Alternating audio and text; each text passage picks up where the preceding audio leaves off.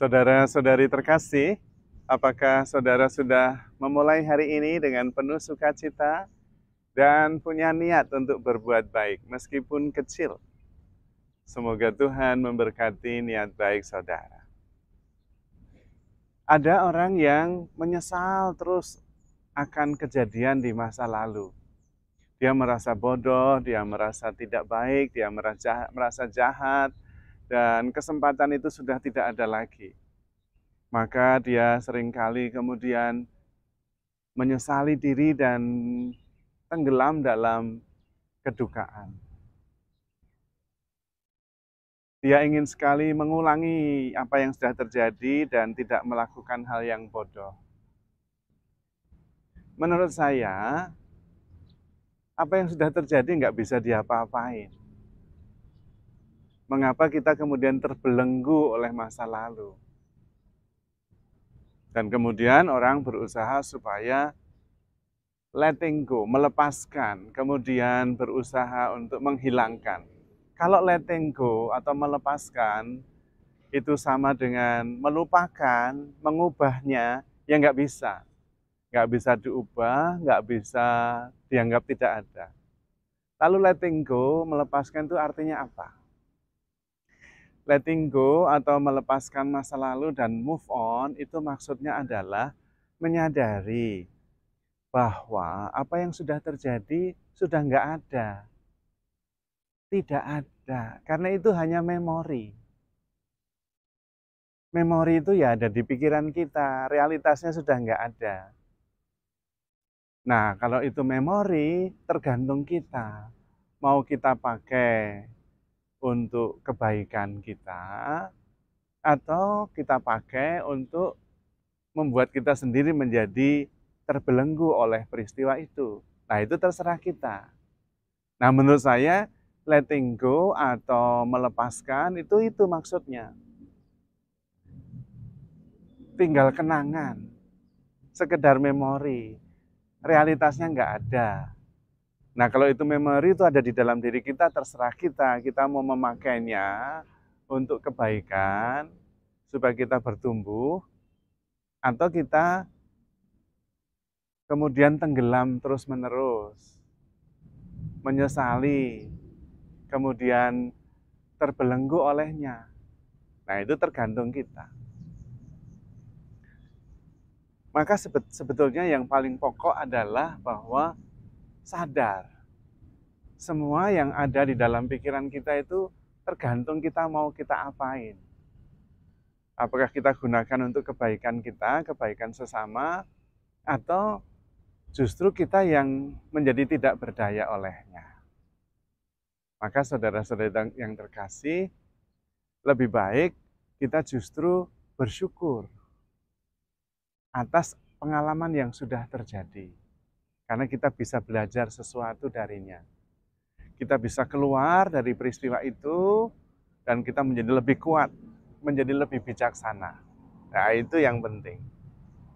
Menyesali, menangis-nangis, lalu nggak bisa bergerak, nggak ada gunanya. Sudah lewat. Nggak bisa diapa-apain juga. Tetapi kalau kemudian kita menjadi makin bijaksana, dan kemudian makin tenang, belajar sesuatu, lebih siap kalau menghadapi peristiwa yang sama atau mirip, nah itu baru. Maka jangan kita menghancurkan pengalaman hari ini oleh pengalaman negatif di masa lalu. Jangan. Kita yang rugi sendiri. Juga jangan menjadi cemas oleh sesuatu yang belum terjadi. Ya kita repot, lalu hidup kita dalam kenyataannya cemas, gelisah, takut, menyesal. Nah, ya tidak bahagia. Ada yang sampai kemudian berpikir, bagaimana kalau akhirnya ini keinginan saya, permohonan saya yang baik tidak terjadi? Apakah itu berarti Tuhan menghendaki supaya saya memang jadi tidak baik? Lah itu juga pertanyaan yang konyol, karena nggak bisa dijawab. Nah, mengenai masa depan, jawabnya gimana? Ya nggak bisa, tapi kita seringkali, wong jelas-jelas nggak masuk akal aja pertanyaan itu ditanyakan. Bagaimana kalau di masa depan?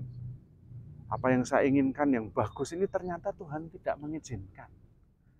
Wah, apakah itu Tuhan mau supaya saya memang tidak baik, menderita? Ya nggak bisa dijawab. Omong itu tentang masa depan yang kalau alah, nggak ada realitasnya. Masa depan tuh nggak real, masa lalu juga nggak real, wong sudah lewat. Karena itu lebih baik kita bersyukur setiap saat. Setiap peristiwa adalah anugerah, adalah kesempatan yang membuat kita bisa mengungkapkan rasa syukur, kegembiraan, perhatian, cinta, dan sumbangsih kita. Bisa melakukan yang terbaik dalam setiap peristiwa yang ditawarkan Tuhan kepada kita. Nah, di situ kemudian ada rasa syukur karena kita diberi kesempatan terus-menerus. Maka sebetulnya memang kalau setiap kali bangun tidur harus bersyukur. Karena masih bisa punya kesempatan untuk menjadi makin baik, makin bijak, dan makin penuh sukacita. Itu saja. Karena kehidupan ini menakjubkan. Apalagi kalau kita bisa sadar bahwa kita itu selalu bersama dengan Tuhan. Karena Tuhan memang Immanuel, selalu bersama kita. Memangnya Tuhan itu bisa ada di suatu tempat yang Tuhan tidak ada? Enggak mungkin. Tuhan selalu ada di mana-mana. Itu berarti kita selalu bersama dengan Tuhan. Nah, kalau bisa sadar ini terus, ya hidup kita tenang. Kita selalu bersama dengan Tuhan. Dan Tuhan itu baik dan mencintai kita. Baiknya banget, mencintainya tanpa batas, tanpa syarat. Dan Tuhan selalu bersama kita, maha kuasa lagi. Wah, ya sudah, selesai. Nggak pusing. Nggak pusing tentang masa lalu yang sudah nggak ada. Tinggal memori, nggak real. Masa depan yang nggak bisa dijawab, memang juga nggak ada.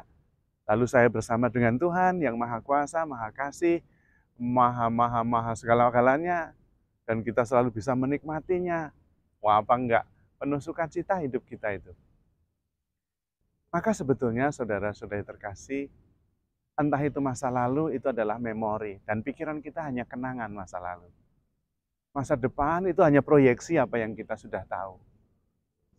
Dan masa depan itu bisa membuat kita cemas, gelisah, dan takut. Masa lalu bisa membuat kita menyesal dan terus-menerus terbelenggu oleh rasa salah. Tapi dua-duanya pikiran. Bayangkan kalau kemudian kita mengurangi pikiran. Mengurangi pikiran apa yang tidak kita ketahui tentang masa depan. Kita tidak cemas, mengurangi pikiran yang sudah lewat, yang tidak bisa kita apa-apakan, membuat kita kemudian tenang, tidak menyesal. Lalu hidup kita penuh sukacita karena selalu bisa mensyukuri anugerah Tuhan, semua kesempatan yang memang disediakan oleh Tuhan untuk kita. Tergantung kita makanya. Apalagi kita kalau bisa sadar terus-menerus bahwa Tuhan selalu beserta kita, dan tentu itu tidak masalah karena memang begitu. Masalahnya adalah saya sadar bahwa saya selalu bersama Tuhan.